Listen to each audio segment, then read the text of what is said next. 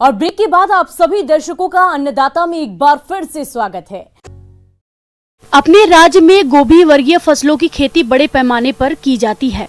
यदि बात रंगीन फूल गोभी की करें तो आजकल ये बाजार में अधिक दामों पर बिक रही है। अगर आप भी अच्छी आमदनी कमाने की सोच रहे हैं तो रंगीन फूल गोभी की खेती करना फायदे का सौदा है।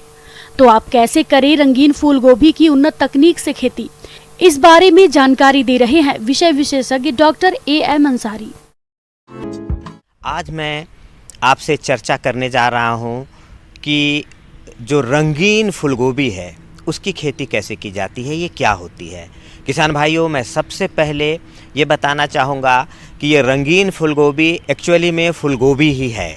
फ़र्क सिर्फ इतना है कि ये या तो हरे रंग का होता है या बैंगनी रंग का होता है या फिर नारंगी रंग का होता है या गोल्डन कलर हम कह सकते हैं। ये 3 कलर का होता है। आमतौर पर क्रीम कलर का या फिर सफ़ेद रंग का फूलगोभी होता है।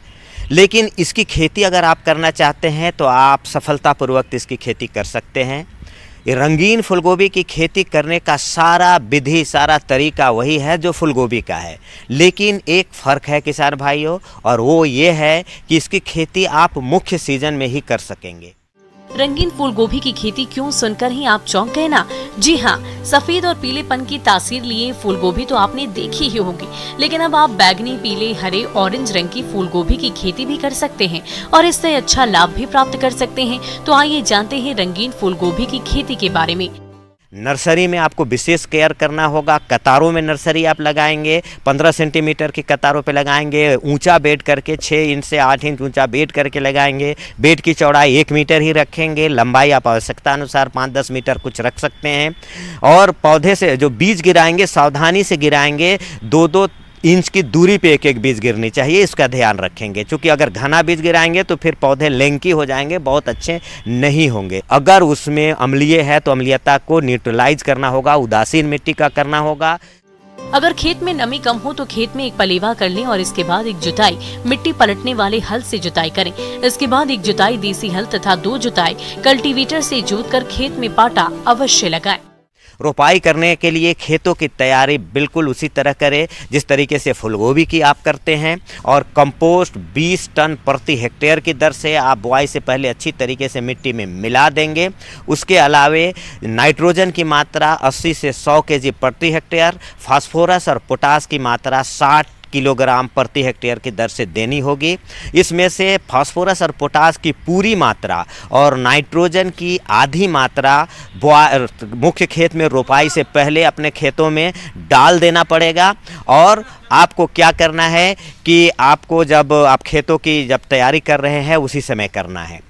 और आधी जो नाइट्रोजन की मात्रा है उसमें उसकी 2 खुराक 15 दिन बुआई के बाद और फिर 30 से 35 दिन बुआई के बाद आप जब इंटरकल्चर ऑपरेशन करेंगे, कोड़ाई करेंगे, खुदाई करेंगे, उसमें डच हो या कुदाल से जो आप उसमें भुरकाव करेंगे, अर्थिंग अप करेंगे, उस समय देना पड़ेगा। अब वेराइटी का जो चयन करेंगे, प्रभेद का चयन करेंगे, वो कौन सा करेंगे? तो इसके बहुत सारे प्रभेद हैं, रंग के हिसाब से अलग अलग है।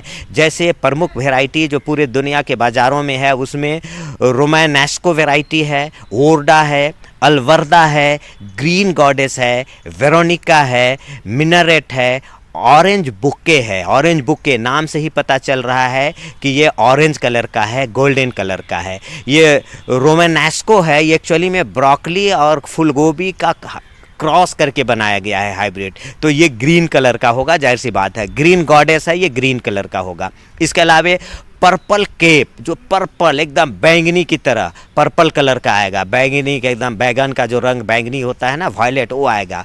ग्राफिटी करके वैरायटी है, सिसिलियन वायलेट है, वायलेट क्वीन है। तो ये सब प्रभेद को आप लाके आप अपने खेतों में इसकी नर्सरी बुआई करें और लगा सकते हैं।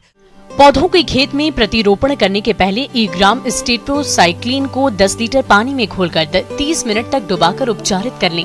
उपचारित करने के बाद पौधे को खेत में लगाएं। और फूलगोभी के जिस तरीके से कतारों में लगाते हैं, 60 सेंटीमीटर कतार से कतार की दूरी, पौधे से पौधे की दूरी 45 सेंटीमीटर रखेंगे। और कंपोस्ट 20 टन प्रति हेक्टेयर की दर से आप बुआई से पहले अच्छी तरीके से मिट्टी में मिला देंगे।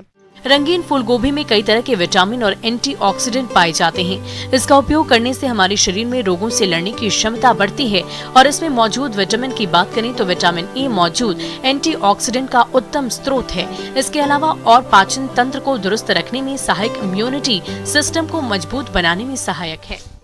आगे और भी है खेती बाड़ी से जुड़ी बहुत सी रोचक जानकारियां।